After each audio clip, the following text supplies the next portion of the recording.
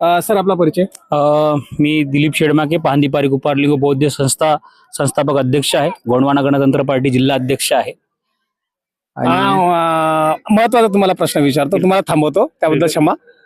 की आज हा जो प्रोग्राम आहे हा अरेंज करण्याच्या मग काय आहे खास विशेषता? या ठिकाणची जी समिती आहे, या समितीचा उद्देश आणि ध्येय हेच आहे की या ठिकाणी येणारा बहुसंख्येनं आदिवासी युवा जो आहे तो व्यवसायाकडे वळला पाहिजे. त्यासाठी ही औद्योगिक जत्रा या ठिकाणी त्यांनी भरवली आहे.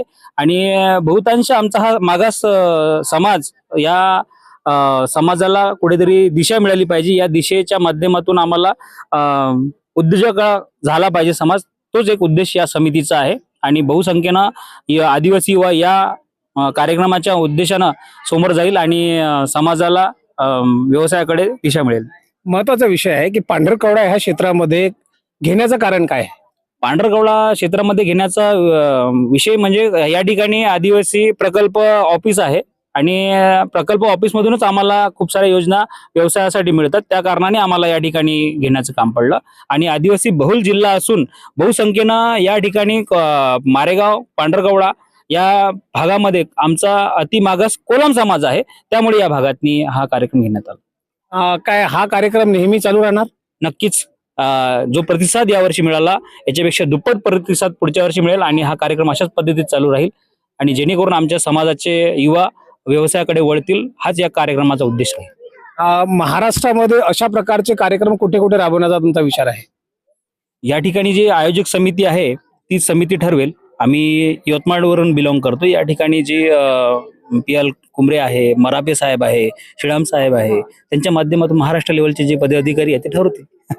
तुम्ही बी एक प्रमुखता राबवता, त्यामुळे तुम्हाला हा प्रश्न आहे. हा, आमची प्रमुखता जी आहे पाहंदीपारी कुपारलिंग बौद्ध संस्थेच्या माध्यमातून आम्ही सांस्कृतिक जतन या कार्यक्रमावर जास्त भर आहे. आणि रात्री आम्ही पाहिला तसा. हो, आज आम्ही आलो, काल नव्हतं आम्ही. आणि पाहंदीपारी कुपारलिंग बौद्ध संस्थेचे काम जे आहे, ते कार्य जे आहे समाजाला संस्कृतीकडे वळवण्याचं काम आम्ही करतो. ते आमचं मुख्य काम आहे. साहेब, एक महत्वाचा प्रश्न आहे. बाबासाहेबांनी 5वी अनुसूची आणि 6वी अनुसूची बनवली होती. ती अनुसूची अजून भारतामध्ये लागू नाही झाली, याबद्दल तुमचं काय मत आहे? याबद्दल आमचं मत हे आहे की लवकरात लवकर लागू झाली पाहिजे. परंतु ज्या कायद्याच्या चौकटीमध्ये बसलेले लोक आहे ते कुठेतरी आम्हाला दुजोरा देतात आणि आम्हाला बॉयकॉट केला जात आहे. आणि जर आदिवासी हा 5वी 6वी अनुसूचीमध्ये जर बसला किंवा त्यात तो लागू झाला तर खरंच निश्चित आमच्या समाजाचा उद्धार होईल आणि तो शिकल्यानंतर उद्रेक करेल. ते कुठेतरी दाबण्याचा प्रयत्न होता. त्या कारणामुळे अजूनही आमच्याकडे 5वी अनुसूची, पेसा कायदा याच्यावर कामच होत नाहीये, फक्त कागदावरच आहे. हे असं माझं मत. एक आता शेवटला प्रश्न. सध्या तरी आदिवासी लोकांना नक्षलवादी असं घोषित करण्यात येऊन राहिलेलं असं सोशल मीडियावर दिसते आहे आणि त्यांना जमीन पासून बाहेर हाकलण्यात येत आहे. याबद्दल तुमचं काय मत आहे? आदिवासी हा आधीपासूनच जल जमीनचा रखवाला आहे. परंतु आता उच्च शिक्षित मुलं याच्यातनी कार्य करतात. त्यांना आमच्या जल जमीनचे हक्क कायदे माहिती आहे आणि तो कायदा माहित असल्यामुळे त्यांना सरकारला प्रश्न करत आहे. त्या कारणाने कुठेतरी आम्हाला नक्षलवादी घोषित करून गायब करण्याचा प्रकार चालू आहे. आज हिडमाचा जो विषय झाला तोच प्रकार आहे ना. नाही तर आज त्याला सांगत आहे करोडाची संपत्ती होती, आजही तुम्ही त्याचा युट्यूबला फेसबुकला बघत आहे की तिच्या आई अजूनही झोपड्याच्या घरात आहे. जर आम्हाला जर समजा जल जमीनचा विषय महत्वाचा आहे म्हणूनच आम्ही यासाठी लढत आहोत. अजूनही आमचे घर खोपडे आहे, अजूनही आमच्या घराला विटा नाही आहे, रेती वीट सिमेंट आम्हाला समजतच नाही, असे आमचे घर आहे. आजही तुम्ही हिडमाचं जर घर बघचाल तर मातीचं घर आहे. शेपाई नाही ज्या घराला कुडा मातीचं घर आहे, त्याच्या आईचं अजून एकच लुगड्यात दिसते कधी.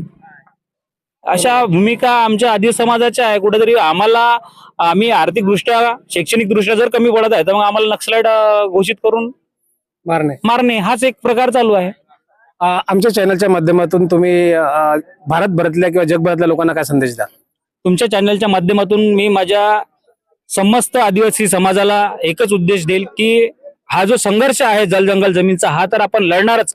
परंतु शिक्षणाची जी बाजू आहे ती आपली प्रबळ आणि मुख्यतः आपल्याला या चौकटीत बसावं लागेल की आपल्याला न्याय कायदे शिकावं लागेल आणि न्याय कायद्याच्या अनुषंगाने आपल्याला समाजाला दिशा देणे आणि व्यवसायाच्या दृष्टिकोनातून आपल्याला प्रबळ होणे. कारण आदिवासी समाजाला आरक्षण जरी असेल तरी आपल्याला नोकरीच्या चौकटीमध्ये हे बसू देणारं सरकार नाही आहे. आपल्याला व्यवसायाकडे वळावं लागेल आणि शिक्षण फक्त हे नोकरीसाठी नसून हे आपल्याला समाजामध्ये व्यवहार करण्याकरिता आहे. म्हणून आपण शिक्षणाची बाजू आपली बळकट करणे फार आवश्यक आहे. तर मित्रांनो, बाबासाहेबांनी 5वी आणि 6वी अनुसूची बनवून सांगितलेलं आहे की आदिवासी हा भारताचा मालक आहे आणि हे जर लागू झालं तर तो करोडोचा मालिक होऊ शकतो. हे प्रत्येक नेत्या लोकांना माहिती आहे. म्हणून नेते लोक हे 5वी आणि 6वी अनुसूची लागू होऊ देत नाही असं कुठे ना कुठे दिसते आहे.